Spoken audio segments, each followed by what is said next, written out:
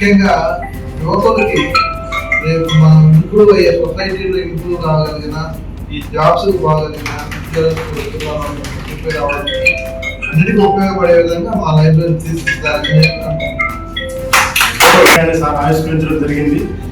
ఈ పుస్తకం యొక్క గొప్ప విశిష్టత ఏంటంటే వ్యాకరణం సులభ శైలిలో పిల్లలకు ఈజీగా ఉంటుంది అనమాట. వాళ్ళకు సులభ శైలిలో ఏ వాక్యం కూడా చాలా ఈజీగా చాలా సరదాగా చేసుకునేట్టుగా రచయిత చాలా చేశారు. చాలా పాపులర్ బుక్.